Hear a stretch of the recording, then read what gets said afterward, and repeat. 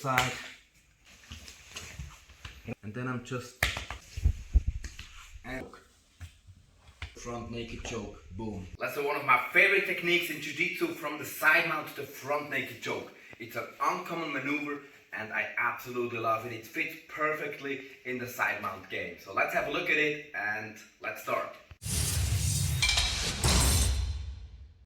Front naked choke. Bap. Easy maneuver. Let's look at how to do it and when to do it. So usually opponent will be turned towards you because he wants to insert that knee, right? So the front naked choke is just that I use my hip side hand under his head towards his back, and now see that hand is already on the back of his head. Close. Push the chest down, squeeze, that's it. So simple. It's just figure 4 as in the rear naked choke and just crunch. So most of the times in side mount your opponent will be on his near side, turns towards you because he wants to defend himself, right? And many times that will result in head exposure. But usually when trying to go for a guillotine, for example, it's gonna be difficult because he will use his hand to block my hand from entering. Okay, now my hand could enter. So if my hand enters but his arm blocks me from doing a Darth choke, okay, I'm gonna come in here, right? And now I could totally go for guillotine, or especially if he blocks. Can you come here? Many times, he won't do it probably, but many times the hands will be blocked here. He will use maybe his left hand to open my hands here. No, that's not how it goes. That's my elbow. My hands are things with the fingers on it. Exactly. Now I can't do a guillotine, but I can totally just shoot in. And now I'm on his back side. He has no hands there, so it will prove very difficult for him to defend. I can use my arm to come closer and just figure 4 lock, roll to the side and squeeze. So look, if he's on his side, the basic principle is just that he's on his side and my hip side arm slides through under his head, between his chin and his shoulder, on his neck, tack, all the way in as much as I can until my bicep touches. And the second hand, the head side hand, slides in, and now I push my chest on the side of his head so I'm close, and then I'm just squeezing. I personally think it's very desirable to use the edge of your hand and of your wrist to close.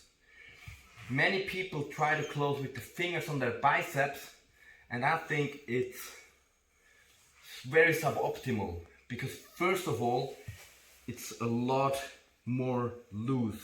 This one is a lot tighter because I'm in a couple centimeters tighter, and tightness is everything. I do not want to have to use my biceps to close. I just want to wrap my arms around, then shrug my shoulders and extend my chest, and that's enough.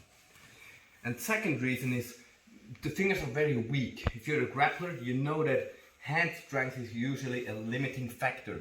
So in a hard fight, your forearms are getting tired and stiff and hard. So if I try to grab with my fingers on my slippery and wobbly upper arm, and it's round, and yeah, so it's very difficult. I'm gonna slip off probably, and I do not have the strength to finish.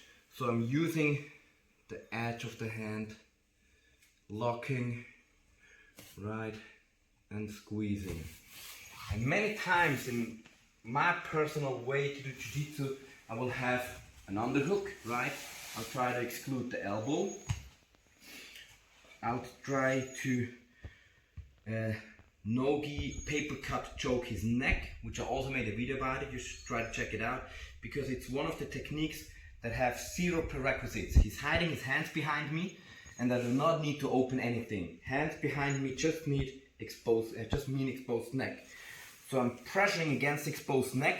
A beginner will tap, but anybody else knows he just needs to bridge towards me a bit to relieve pressure.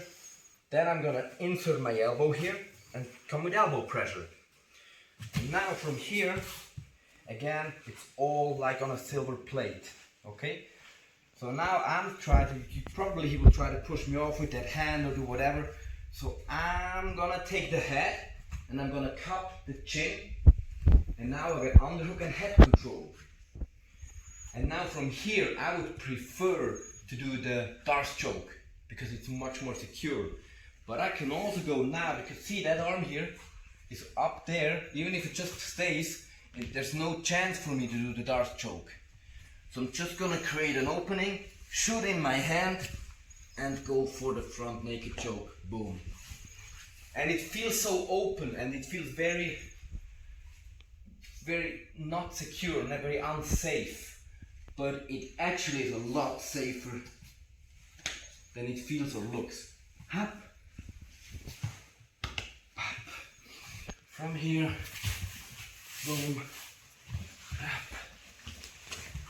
wrap, right? Or from here, I try to maybe elbow knee frame, right? Or yeah, that one comes in, it's okay. I'll try to go for Darce. Okay, now the Darce happened. But if he defends the Darce again, I'll try to go for guillotine, he defends, and boom.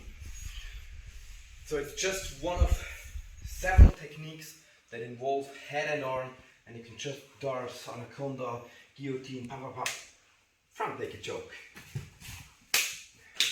So that's the front naked choke from Sidemount. I absolutely love it. It's a very uncommon technique, and trust me, it's a lot safer than it looks, and it fits perfectly into the Sidemount game that I personally prefer and I'm teaching.